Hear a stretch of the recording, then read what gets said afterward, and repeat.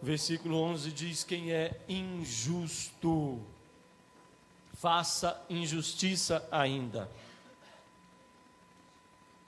Quem está sujo, suje-se ainda. Quem é justo, faça justiça ainda. E quem é santo, seja santificado ainda. Nós temos duas classes de pessoas aqui. Eu espero que você não esteja na primeira. Eu tenho quase toda certeza que você faz parte desse segundo grupo. Aleluia! Glória a Deus! Quando o Senhor Jesus chamou os seus discípulos e ordenou-lhes que preparassem a ceia, ele estava ali prestes a iniciar um mandamento que até hoje nós cumprimos, que é o novo mandamento no seu sangue, é a Santa Ceia. Fazer isso todas as vezes que beberdes e comerdes e beberdes em memória de mim, para que nós tenhamos alegria, para que nós tenhamos comunhão uns com os outros, e comunhão no sentido de participação do seu sangue e da sua carne. Então ele ordena aos discípulos que eles vão. Ele não tinha contratado nada com o dono daquele cenáculo, onde ele ordenou os discípulos a irem, mas pela fé, pelo Espírito Santo que já estava movendo o coração e a mente daquele dono do cenáculo, ele os enviou. Vai lá naquele cenáculo e diz para o dono dele que eu preciso daquele lugar para hoje à noite. Então ali ele estava prestes a dar, a orientar, a implementar essa nova orientação, esse novo mandamento. Glória a Deus. E os discípulos foram, tudo aconteceu como Jesus tinha mandado e dito, e eles prepararam uma mesa, talvez, eu não sei como que acontecia lá na época, mas eles devem ter preparado as cadeiras. A gente vê os quadros aí, né?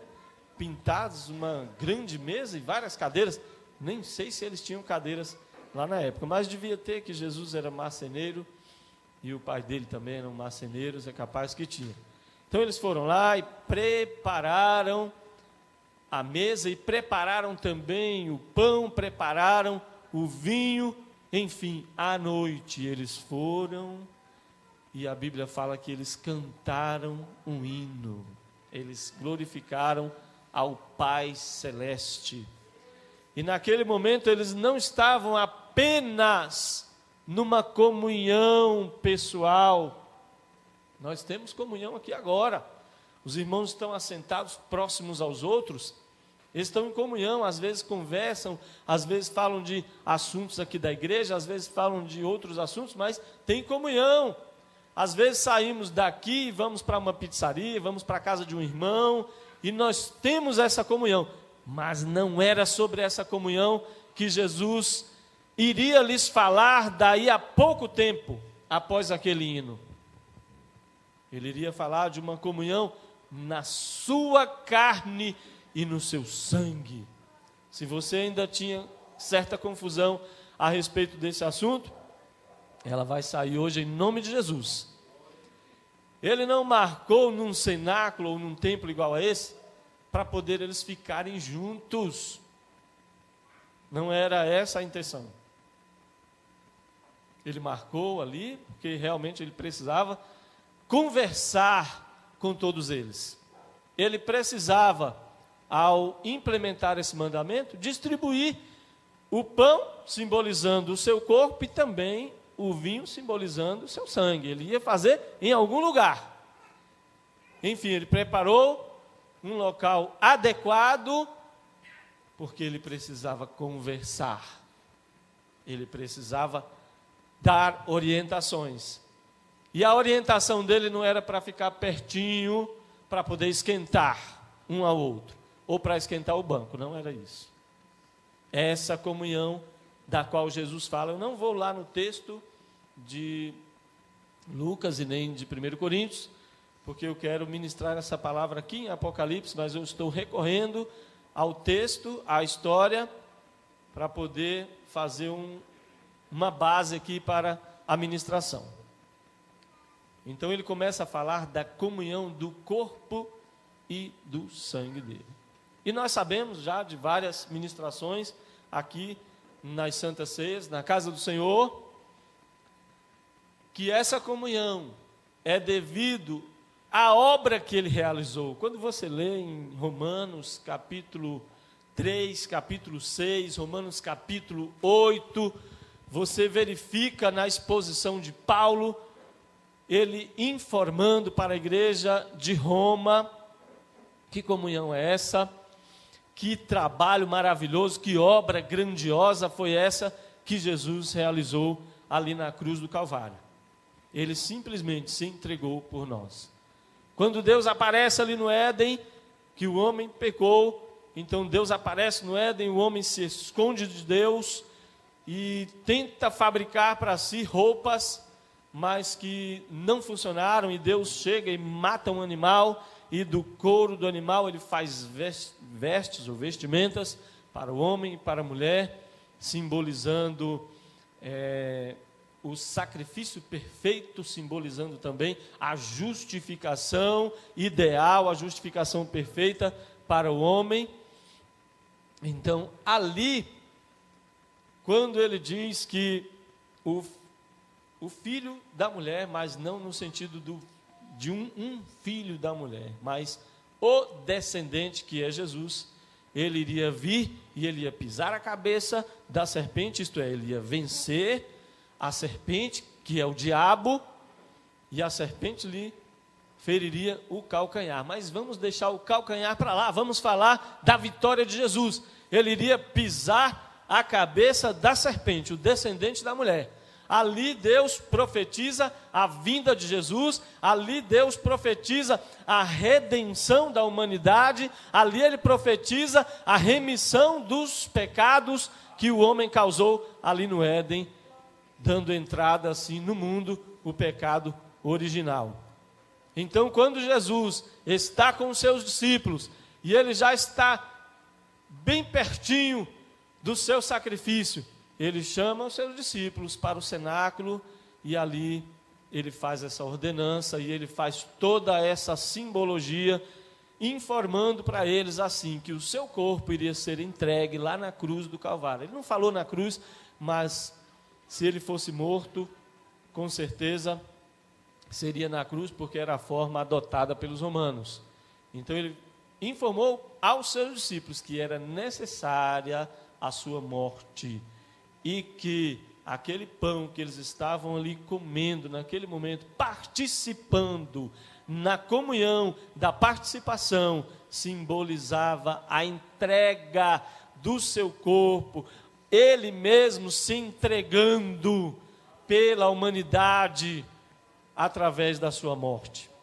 E quando ele oferece o vinho para os seus discípulos, ele está ali informando que o sangue dele está disponível para toda a humanidade, a fim de perdoar todos os pecados da humanidade, mas somente daqueles que está escrito em João capítulo 1, versículo 12, mas a todos quantos o receberam, deu-lhes o poder de serem chamados filhos de Deus, a saber, aqueles que creem no seu nome, somente a essa classe de pessoas.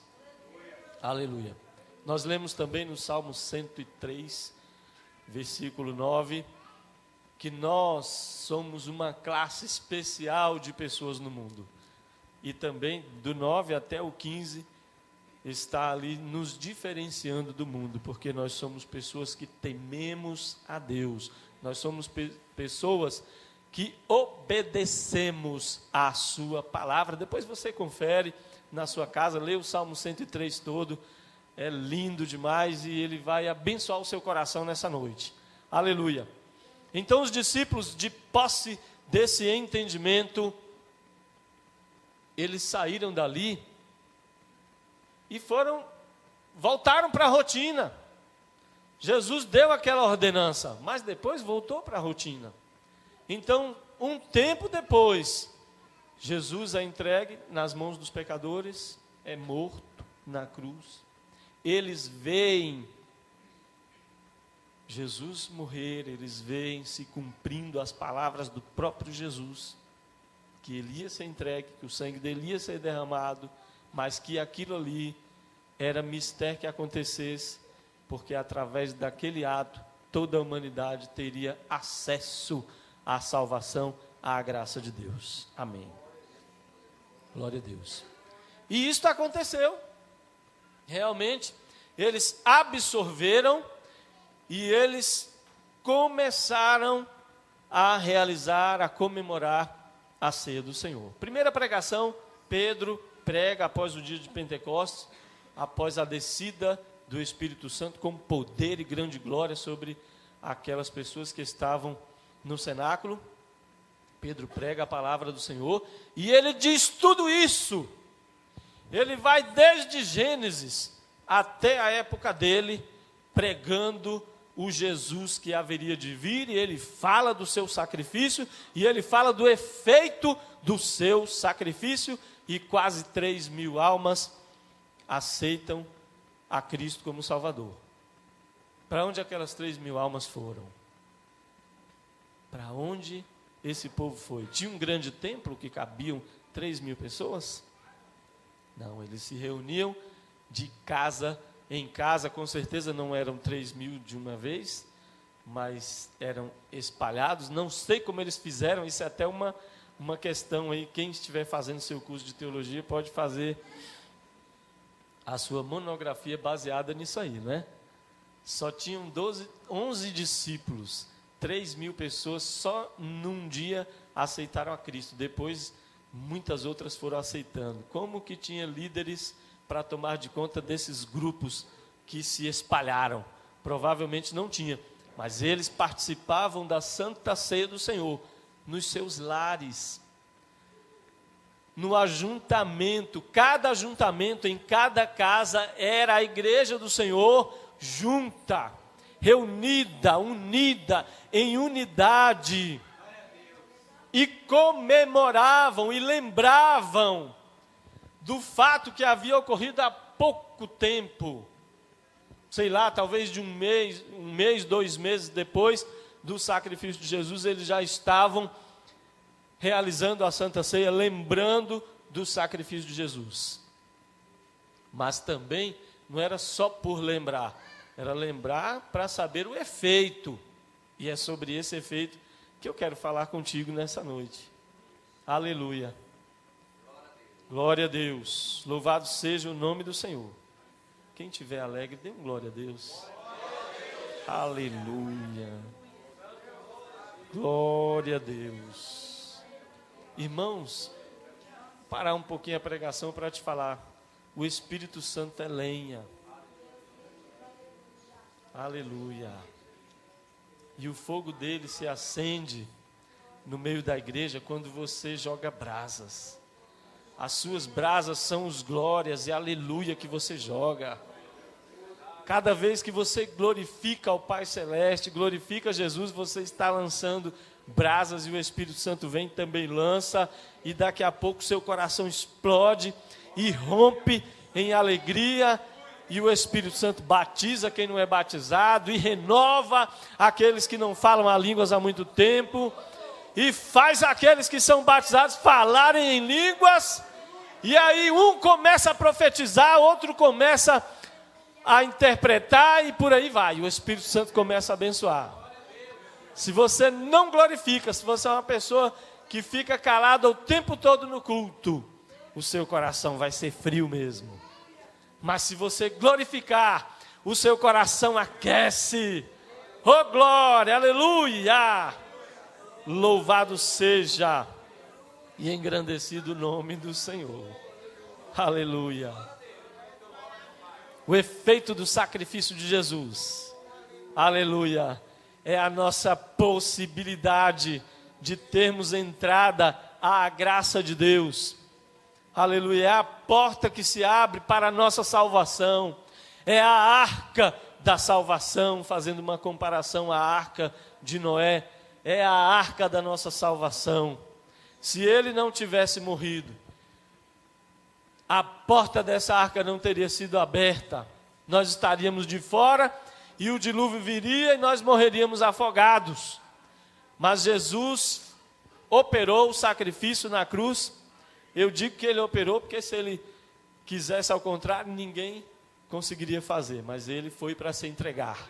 Ele se entregou, ele fez aquele sacrifício. Quando ele foi morto na cruz, a porta da arca foi aberta e foi colocado, aleluia, aquela rampa, e nós pudemos, e hoje todas as pessoas que quiserem podem subir nessa arca para serem salvos, aleluia.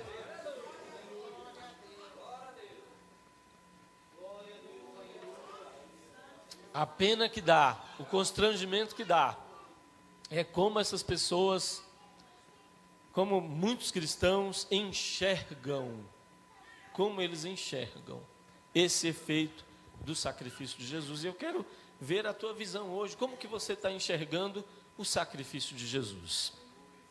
Amém? A palavra de Deus diz: quem é injusto, faça injustiça ainda. Quem está sujo, suje-se ainda. Esse é o primeiro grupo. Será que o apóstolo amado estava falando para pessoas ímpias? Essa carta foi endereçada aos ímpios? Será que ela foi endereçada ao rei de Roma? Será que ela foi endereçada aos judeus que não receberam a Cristo no coração? Não. Essa carta foi endereçada às igrejas da Ásia. Igrejas igual nós aqui, irmãos. Igreja. Congregação. É como se alguém, um mensageiro, viesse entregando aqui agora a carta. Olha, o apóstolo João mandou entregar essa carta aqui para vocês. E ela se chama Revelação. Então, o público-alvo dessa carta são cristãos. E o apóstolo, não o apóstolo, mas o anjo que estava ali, acompanhando ele em todo momento, deve ter falado para ele: olha, escreva estas palavras aqui, de que quem é injusto, faça injustiça ainda. Quem é sujo, suje-se ainda, quem está sujo. É possível o cristão fazer injustiça? É possível o cristão estar aqui dentro da casa do Senhor e sujo, com suas vestes sujas? É possível porque a palavra está endereçada para cristãos e ele está dizendo para cristãos: quem é injusto, faça injustiça, quem está sujo, suje-se mais ainda. É penoso, irmãos, é penoso olharmos para pessoas sem compromisso na casa do Senhor. É penoso olharmos para pessoas sem compromisso com a sua própria vida espiritual. Quer ver uma coisa só que eu vou te falar? Não me responda, por favor. Responda para você mesmo. Medita, ora aí ao Espírito Santo, pede misericórdia para Ele. Mas uma verdade, que ela é verdade em muitas igrejas, na maioria, 99,9% das congregações, ela é verdade. As pessoas cometem injustiça, os cristãos cometem injustiça por não conhecerem a palavra de Deus. Muitos cristãos não olham para essa palavra, não leem, não procuram interpretá-la, não procuram estudá-la para saber o que Deus quer dele. Portanto, sem conhecimento, sem padrão bíblico para colocar na sua mente, no seu coração, você vai agir injustamente. Você leu a Bíblia hoje? Você leu a Bíblia ontem? Você leu a Bíblia essa semana? Você estudou a Bíblia? Você pesquisou na Bíblia sobre o amor de Deus esse ano? Ou sua Bíblia está empoeirada, ou ela está tão bem guardada que nem você acha? Facilmente o cristão pode cometer injustiça, porque ele não conhece os preceitos do Senhor. O salmista diz no Salmo 119, amo os teus preceitos, Senhor. Eu amo observá-los. E ele ainda diz assim, como purificará o mancebo o seu caminho? Observando o seu caminho pela palavra de Deus, conforme a palavra do Senhor. Então é prático, é facilmente possível o cristão cometer injustiça por não conhecer a palavra de Deus. Dentro dessa linha de pensamento é possível o cristão estar sujo por não conhecer a palavra de Deus, por não tê-la como padrão dentro do seu coração. Quando Jesus estava falando ali aos discípulos, Judas estava lá no meio. Por que Judas não se arrependeu, mesmo que ele entregou Jesus, ele poderia ter se arrependido? Você já pesquisou isso? Por que Judas não se arrependeu?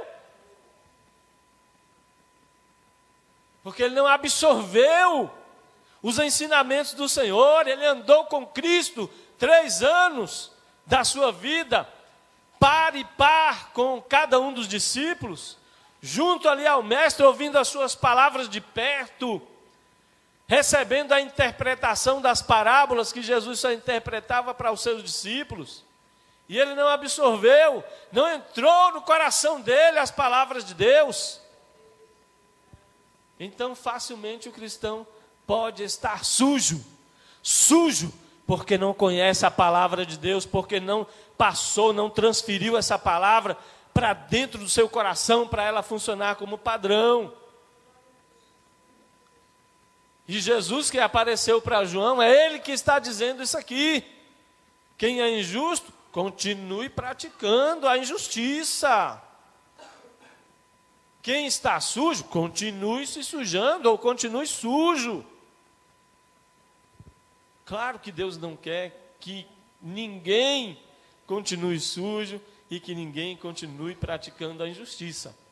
Ele não falou isso ordenando que a pessoa continue suja ou que ela continue praticando injustiça. Ele falou isso para despertar.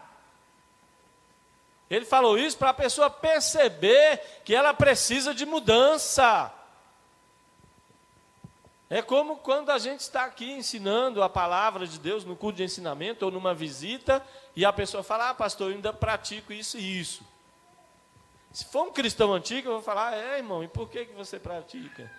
Porque eu interpreto que isso aqui seja assim mesmo, Deus quer dessa maneira. Eu vou mudar o coração daquela pessoa? Vou falar, tá bom, irmão, continue. Amém. Continue na sua prática. E ao final dos tempos, nós vamos ver se você é joio ou se você é trigo. Não sou eu que vou dizer. É o arrebatamento que vai dizer. O arrebatamento da igreja. Ele vai dizer. Então, da mesma forma, Jesus falou. Você que pratica iniquidade, pratica injustiça, continue. Continue praticando, então. E ao final do tempo, tudo vai ser esclarecido, vai haver separação. Irmãos, nós precisamos nos examinar, como disse Paulo, lá em 1 Coríntios capítulo 11, quando ele está falando da Santa Ceia. Nós precisamos nos examinar todos os dias, todos os momentos da nossa vida. Quando você comete um pecado, você já se examina logo. Você já visita o seu interior e verifica se você pecou, se você constrangeu o Espírito Santo do Senhor. E já pede para Ele te limpar, para Ele limpar as tuas vestiduras. Isso aí é uma condição. É uma condição. No versículo 14 fala assim, bem-aventurados aqueles que lavam as suas vestiduras no sangue do Cordeiro. Para quê? Para que tenham direito à árvore da vida e possam entrar na cidade pelas portas. É uma condição. É uma condição. Eu fui pesquisar aqui no grego esse verbo Essa frase toda aqui é um verbo só, que lavam as suas vestiduras. Um verbo só. É estranho, mas o grego e o hebraico fazem isso, né? É entolé. Entolé é um mandamento, é uma ordenança, é obrigação. E aqui ele está falando que será extremamente feliz, que é o significado de bem-aventurado no grego, extremamente feliz, extremamente abençoado, aquele que cumpre o mandamento do Senhor, que lava as suas vestiduras.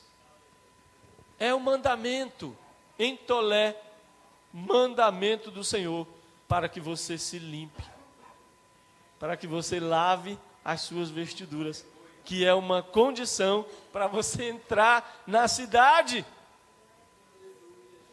Eu tenho certeza que se eu perguntar para todos aqui, quem quer entrar na cidade celeste, todos levantarão as suas mãos, porque todos nós queremos salvação, mas é necessário também obedecermos, é necessário também praticar a palavra, e aqui, nesse contexto, é limpeza. Como está o seu coração? Como está o seu coração hoje? Como está o seu coração essa semana, esse mês, esse ano, ou essa década?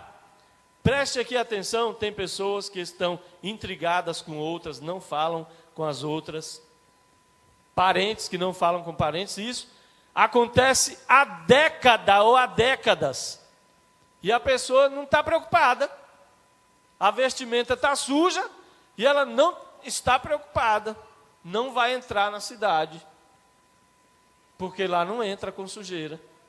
Bem-aventurados aqueles que lavam as suas vestiduras no sangue do Cordeiro, para que possam entrar na cidade pelas portas.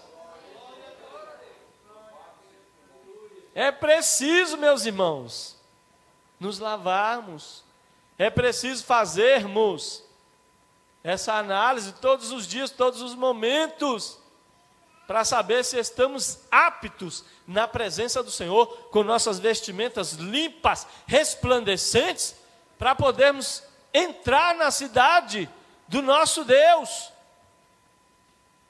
Viu aí como é que o efeito do sacrifício de Jesus não tem efeito, porque a pessoa não lava as suas vestiduras, porque ela não se preocupa em cumprir os mandamentos do Senhor? Amém. Essa é a primeira classe de pessoas.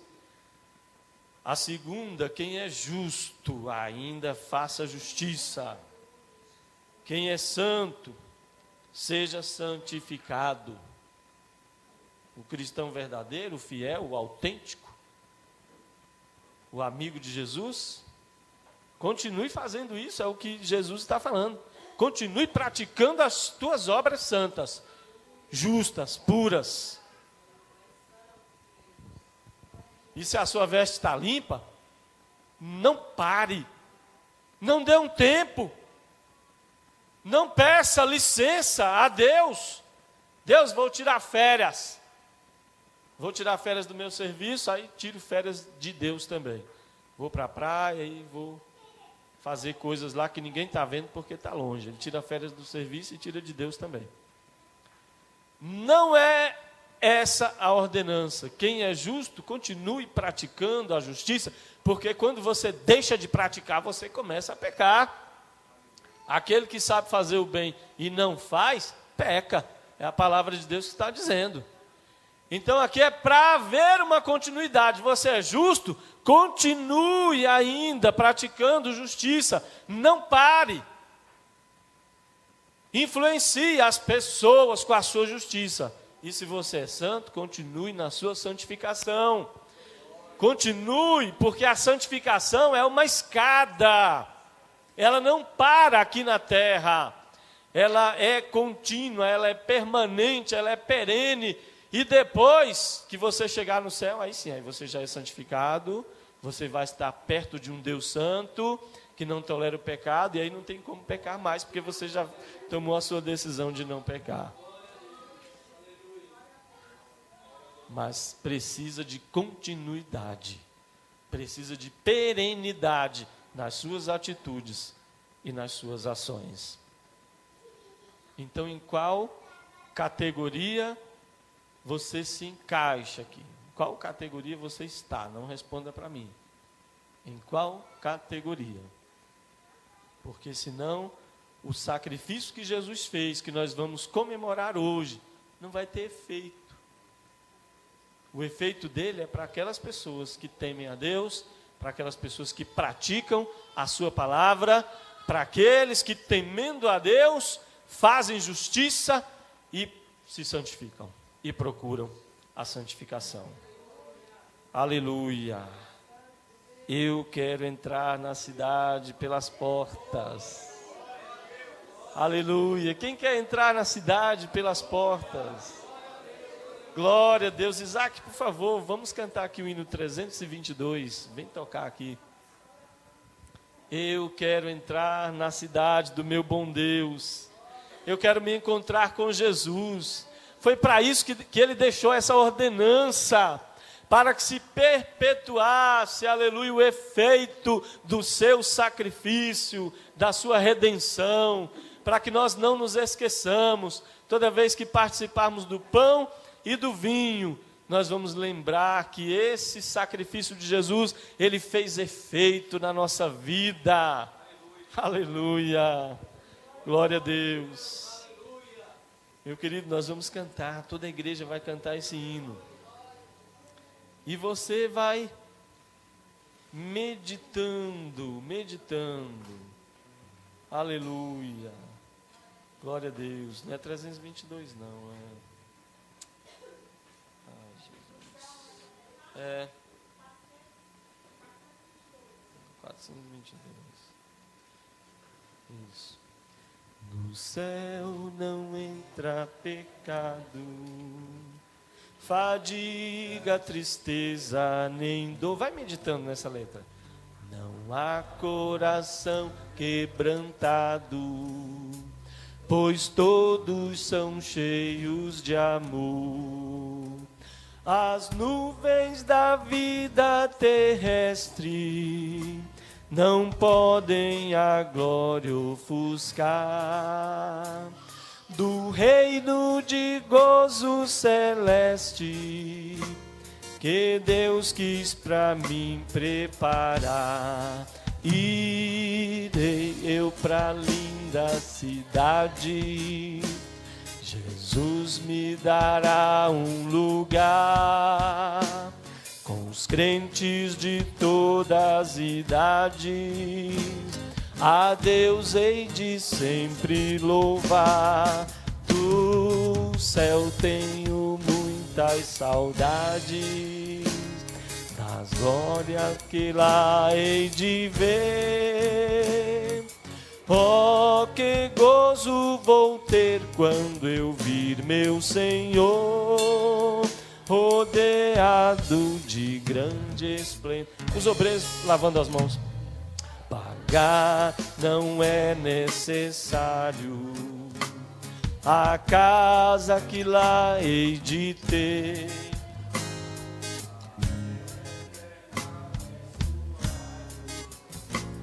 No céu nunca vai se romper, jamais viverei em pobreza, aflito no meu santo lar.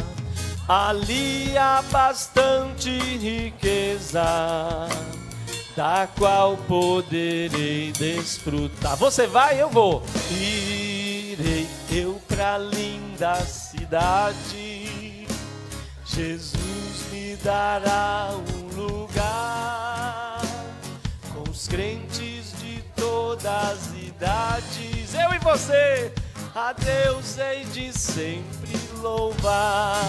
Do céu tenho muitas saudades das glórias que lá hei de ver. Oh, quando eu vir meu Senhor, rodeado de grande esplendor. No céu o luto é banido, enterros não hão de passar, sepulcros jamais são erguidos, lá mortos não vou encontrar. Os velhos serão transformados, mudados nós vamos ficar, quais astros por Deus espalhados, no céu para sempre brilhar. Irei eu pra linda cidade, Jesus me dará um lugar. Está preparado já, meu querido, lugar? Aleluia! Para você, para mim. A Deus hei de sempre louvar. Do céu tenho muitas saudades, das glórias que lá hei de ver. Oh, que gozo vou ter quando eu vi meu Senhor, rodeado de grande esplendor. Oh, aleluia! Glória a Deus, aleluia! Deus maravilhoso e santo, aleluia! Glória a Deus.